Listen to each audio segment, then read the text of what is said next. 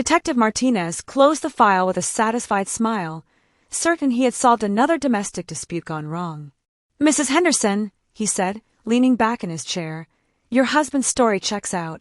The accident, the panic, the rushed drive to the hospital, it all makes sense. Case closed. But when I opened that manila envelope 3 months later, what I found inside would prove that Detective Martinez, and everyone else, had been terribly, devastatingly wrong. The envelope arrived on a Tuesday morning, unmarked, slipped under my front door while I slept. Inside was a single photograph and a note that read, 'He never intended to save your son. Ask yourself why he really made you drive so fast that night. Let me take you back to where this nightmare began.'" It was October 15th, 2023.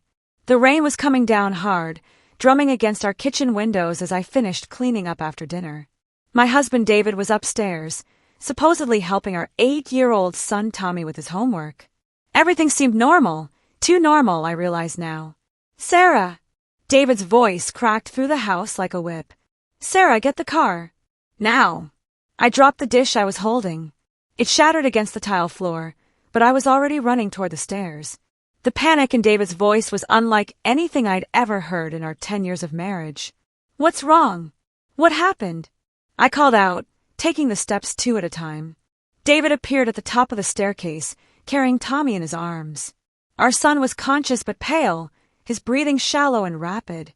"He collapsed," David said, his face white with terror. "Just fell over while doing his math homework. We need to get to the hospital. Now." I didn't question it. How could I? This was my child, my husband, my family in crisis. I grabbed my keys from the hallway table, my hands shaking so badly I could barely hold them. "Drive. Faster." David pleaded from the passenger seat as I navigated through the storm. Tommy was slumped against him, looking so small and fragile in the dim glow of the dashboard lights. I pressed harder on the accelerator, water spraying up from our tires as we flew through the dark streets. My heart was hammering against my ribs, every maternal instinct screaming at me to get my son help as quickly as possible. "How fast are you going?" David asked, glancing at the speedometer. 65. I replied, squinting through the rain-soaked windshield. "Go faster. Please, Sarah. I can't lose him." That's when I saw the headlights. A car came careening toward us from the opposite direction, swerving erratically across the yellow line. Time slowed to a crawl as I realized it was going to hit us head-on. I yanked the wheel hard to the right, feeling our car slide sideways on the wet asphalt. The other vehicle missed us by inches, its horn blaring as it disappeared into the night behind us. "Jesus Christ!" David breathed, clutching Tommy tighter. That was close. Too close, I thought. But in that moment, all I cared about was that we were alive and still racing toward the hospital. We made it to the emergency room in record time. The doctors took Tommy immediately, running tests, asking questions. Hours passed in a blur of antiseptic smells and fluorescent lights. Finally, Dr. Rodriguez emerged from the examination room with a puzzled expression. "Mrs. Henderson," she said, "I've run every test we have available. Your son is perfectly healthy. There's nothing wrong with him, no signs of illness, injury, or distress. Are you sure he collapsed?" I looked at David, confusion washing over me. "But he seemed so." "Sometimes children can have episodes that appear serious but aren't," David interjected quickly. "Maybe he was just tired or had low blood sugar. Kids can be dramatic, right, Doctor?" Dr. Rodriguez nodded uncertainly. "It's possible, though unusual for a child to appear as distressed as you described. I'd like to keep him for observation overnight, just to be safe." "No," David said firmly. "He's fine. We're taking him home." Something in his tone made me look at him sharply, but the relief of hearing Tommy was okay overshadowed my unease. Life returned to normal after that night. Tommy seemed completely fine, playing and laughing as if nothing had happened. David went back to his routine: work, home, weekend fishing trips with his brother Mark. But I couldn't shake the feeling that something was wrong. It started with small things. I noticed David watching me more carefully when I drove, always commenting on my speed. He began insisting on driving himself whenever Tommy was in the car, claiming he didn't trust my reckless driving after that night. "You nearly got us all killed," he said one morning over coffee. "Speeding through the storm like that. What were you thinking?" "You told me to drive faster," I replied, staring at him across the breakfast table. His face went blank for a moment, then he shook his head. "I was panicking about Tommy. You should have used better judgment." But I remembered clearly he had begged me to go faster. Hadn't he? The doubt began eating at me. I started paying closer attention to conversations, taking mental notes of what was said and when. I began to notice inconsistencies in David's stories about that night, small contradictions that individually meant nothing but together formed a troubling pattern. Then came the envelope.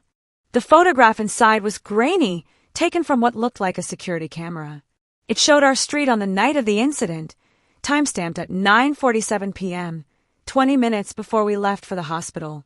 In the image, I could clearly see David walking calmly to his car, getting inside, and driving away. He returned 15 minutes later, parked, and walked back into our house. My blood turned to ice as the implications hit me. If this photo was real, then David had left the house that night before Tommy's collapse. He had been outside, in his car, during the exact time frame when we encountered the swerving vehicle on our way to the hospital. I stared at the photo until my eyes burned, looking for any sign it might be fake. But the license plate was clear, David's car on our street, at a time when he should have been upstairs helping Tommy with homework. I needed answers, but I couldn't confront David directly. Not yet. Instead, I did something I'd never imagined doing in 10 years of marriage. I started investigating my own husband. I began by checking our computer's browser history. David wasn't particularly tech-savvy, and he had no idea how to permanently delete search records. What I found made my hands shake as I scrolled through the entries. How to fake medical emergency in children. Symptoms of childhood seizures. How long does it take to get to Mercy General Hospital from Oak Street? Average response time for emergency vehicles. Insurance policies and accidental death benefits. The searches dated back 3 weeks before Tommy's collapse. I printed everything, my printer humming in the quiet of our home office while David was at work. Each page that emerged felt like another nail in the coffin of my marriage. But the worst was yet to come. I found the real evidence in David's fishing tackle box. He kept it in the garage, locked, claiming it contained expensive lures and equipment. I'd never thought to question it until I started questioning everything else about my husband. The key was hidden exactly where a man like David would hide it, under a paint can on his workbench, wrapped in electrical tape. Inside the tackle box, beneath a layer of legitimate fishing gear, I found a manila folder. My heart stopped as I opened it. Insurance documents. Life insurance policies on both Tommy and me, taken out 6 months ago. Each policy was worth $500,000, with David as the sole beneficiary. But that wasn't the most damning evidence. At the bottom of the folder was a handwritten note in David's careful script. Speed plus rain plus head-on collision equals accident. Tommy in car ensures no suspicion. Practice run successful October 15th. Real attempt scheduled for October 30th. October 30th. That was tomorrow. I sat in that garage for an hour, staring at my husband's plan to murder me and our son for insurance money. The practice run had been our terrifying drive to the hospital. He had staged Tommy's collapse, made me drive fast through dangerous conditions, then positioned himself in another vehicle to create a near-miss accident, testing whether his plan would work. The swerving car that nearly hit us that night? It had been David. He had left the house, circled around, and tried to collide with us head-on. But my quick reflexes had saved us, and he had retreated, pretending it was just another drunk driver on the road. Tomorrow night he wouldn't miss. I photographed every document with my phone, then carefully replaced everything exactly as I'd found it. David could never know that I knew, not until I was ready. That evening, David was unusually affectionate. "You know what?" he said, wrapping his arms around me as I cooked dinner. "We should take a family drive tomorrow night. Maybe get ice cream, spend some quality time together." The casual way he suggested it made my skin crawl. This was how he planned to lure Tommy and me into the car for our final drive. "That sounds lovely," I managed to say, my voice steady despite the screaming in my head. "Great. We'll leave around 9 p.m., when the roads are quieter." 9 p.m. Just after dark, when visibility would be poor and there would be fewer witnesses. I nodded and smiled, playing the role of the loving, unsuspecting wife, while my mind raced with plans of my own. October 30th arrived gray and cold. David went to work as usual, kissing me goodbye and ruffling Tommy's hair before leaving. "See you tonight, buddy," he told our son. "We're going to have a special evening together." Tommy beamed up at his father, completely unaware that the man he adored was planning to kill him in a few hours. As soon as David's car disappeared down the street, I called Detective Martinez. "Detective, this is Sarah Henderson. I need to speak with you urgently about my case from a few weeks ago." "Mrs. Henderson? I thought we closed that case. Your husband's story checked out." "My husband is trying to kill me and my son," I interrupted. "And I have proof." There was a long pause on the other end of the line. "Ma'am, that's a very serious accusation. Are you certain about this?" "Completely certain." "Can you meet me? I have documents, photos, everything you need." Detective Martinez's expression grew darker with each piece of evidence I showed him. The insurance policies, the internet searches, the photograph of David leaving the house, and finally, the handwritten plan. This is incredibly damning," he said, studying the note. "But we need to catch him in the act to make charges stick. Insurance fraud and attempted murder are serious charges, but a good defense attorney could argue these are coincidental or taken out of context. So what do we do?" Martinez leaned back in his chair, thinking. "We set a trap. You go through with the drive tonight, but we'll have unmarked units positioned along the route. When he makes his move, we'll have him." The thought of getting in a car with David, knowing what he planned to do, made me feel sick. But it was the only way to protect Tommy and ensure David faced justice. "What about my son?" "We'll have officers positioned to intervene the moment David makes any move. Your son will be safe, I promise." 9 o'clock came faster than I wanted it to. David was excited, almost giddy, as he helped Tommy into the car. Our son was chattering happily about getting ice cream, completely oblivious to the danger. "You drive tonight, honey," David said, handing me the keys. "I want to sit in back with Tommy." My blood ran cold. In the back seat, he could easily grab the wheel from behind me, causing an accident that would look like I'd lost control of the vehicle. "Sure," I said, my voice barely above a whisper. I adjusted the rearview mirror and caught sight of Detective Martinez's unmarked car parked discreetly down the block. 2 other units were positioned along the route David had scouted, ready to move in. "Where should we go for ice cream?" I asked, starting the engine. "Let's drive out to that place on Highway 9, David suggested. "The scenic route?" "Highway 9. A winding, poorly lit road with several dangerous curves and steep drop-offs. The perfect place for a fatal accident." We drove in tense silence for the first few minutes, Tommy playing a game on his tablet in the back seat, David sitting unnaturally still beside him. "You're driving a little slow, Sarah," David said as we approached the first sharp curve. "The roads are wet," I replied, glancing at him in the mirror. "I'm being careful." "Maybe you should speed up a little. We don't want the ice cream place to close." There it was, the same manipulation he'd used the night of the practice run. Getting me to drive faster, setting up the conditions for an accident. "I'm fine at the speed," I said firmly. David's reflection in the mirror showed a flicker of frustration. His plan was already going off script. "Sarah," his voice took on an edge I'd never heard before. I said drive faster. "No." The word hung in the air like a challenge. Tommy looked up from his tablet, sensing the tension. "Daddy, Mommy, is everything okay?" "Everything's fine, buddy," I said, my eyes never leaving the road. But my hands were gripping the steering wheel, so tightly my knuckles had gone white. That's when David made his move. I felt his hands reaching forward from the back seat, lunging for the steering wheel. But I was ready for him. I slammed on the brakes and yanked the wheel hard to the right, pulling onto the shoulder of the road. The car skidded to a stop, and I immediately threw it into park and activated the emergency brake. "Get out!" I screamed, spinning around to face him. "Get out of this car right now!" David's mask had finally slipped completely. The loving husband and father was gone, replaced by something cold and calculating and desperate. "You stupid bitch," he snarled. "You've ruined everything. Do you have any idea how much money you've cost me?" "Daddy!" Tommy's voice was small and frightened. "Why are you talking to Mommy like that?"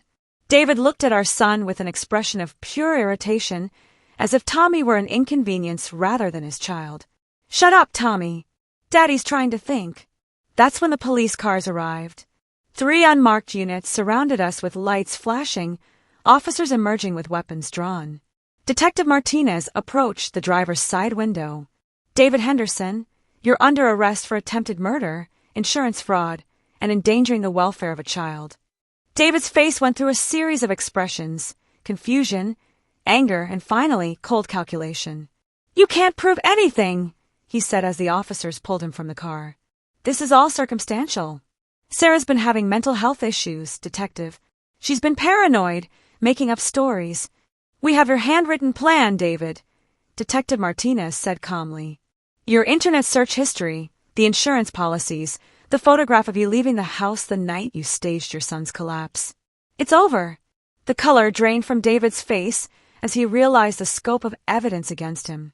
"Sarah," he said, his voice shifting to the pleading tone I'd once found endearing, "please. Think about Tommy. He needs his father. We can work this out."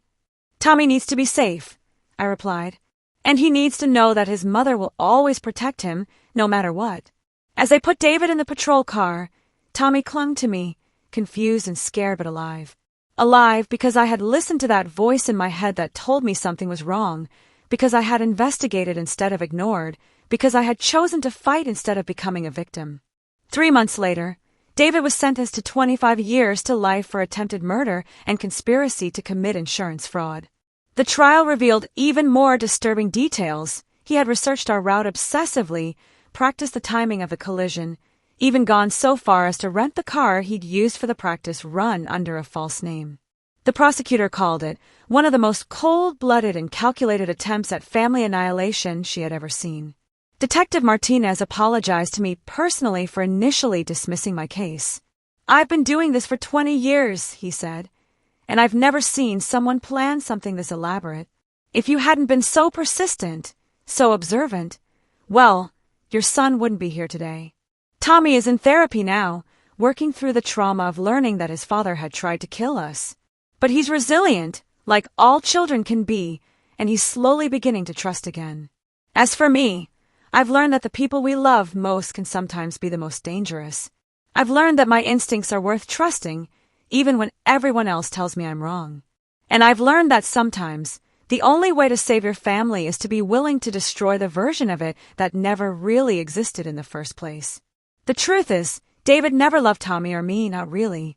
We were just insurance policies to him, literally and figuratively. When the time came to cash in, he was prepared to do whatever it took. But he made one crucial mistake. He underestimated the woman he had married. He thought I would be easy to manipulate, easy to fool, easy to kill. He was wrong. If this story has taught you anything, let it be this: trust your instincts. When something feels wrong, investigate.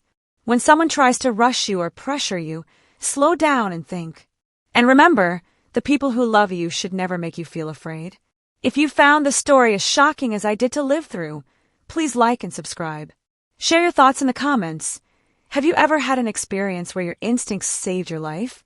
I read every comment, and your stories matter. Until next time, stay safe, and remember, sometimes the person we need protection from is the one sleeping right next to us.